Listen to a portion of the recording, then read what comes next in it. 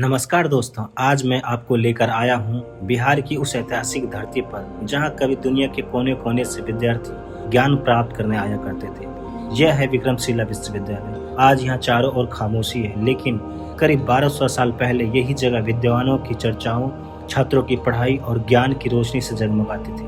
विक्रमशिला विश्वविद्यालय की स्थापना 8वीं शताब्दी में पाल वंश के महान राजा धर्मपाल ने कराई थी। उस समय इसे नालंदा विश्वविद्यालय के बाद भारत का सबसे महत्वपूर्ण शिक्षा केंद्र माना जाता था। यहाँ केवल भारत ही नहीं बल्कि तिब्बत, नेपाल, भूटान, श्रीलंका और एशिया के कई देशों से विद्यार्थी शिक्षा प्राप्त करने आते थे।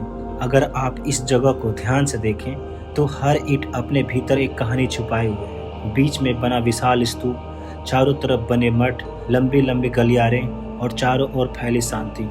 ऐसा लगता है मानो समय यहीं कहीं ठहर गया हो। गंगा नदी के पास स्थित यह स्थान आज भी अपनी प्राकृतिक सुंदरता और शांत वातावरण के कारण हर आने वाले का मन मोह लेता है। विक्रमशिला विश्वविद्यालय केवल एक विश्वविद्यालय नहीं था, यह भारत की उस महान परंपरा का प्रतीक था जहाँ शिक्षा को सबसे बड़ा धन माना जाता है। महान बौद्ध आचार्य अतीश दीपांकर ने भी यहीं से शिक्षा प्राप्त की थी और बाद में भारत के ज्ञान को तिब्बत तक पहुंचाया। यही कारण है कि आज भी दुनिया भर के इतिहासकार और शोधकर इस विश्वविद्यालय का अध्ययन करते हैं। लेकिन समय हमेशा एक जैसा नहीं रहता है। 12वीं शताब्दी के अंत में हुए आक्रमण के दौरान इस महान विश्वविद्यालय को नष्ट कर दिया गया। पुस्तकालय जल गए, भवन टूट गए, लेकिन यहाँ की शिक्षा और संस्कृति और विरासत की पहचान कभी समाप्त नहीं हुई। आज जब मैं इन खंडरों के बीच खड़ा हूँ तो ऐसा महसूस होता है कि ये दीवारें अब भी हमें कुछ सिखाती है। विक्रमशिला हमें याद दिलाती है कि किसी भी देश की सबसे बड़ी ताकत उसकी शिक्षा और सांस्कृतिक और ज्ञान होता है। अगर आप भी कभी बिहार के भागलपुर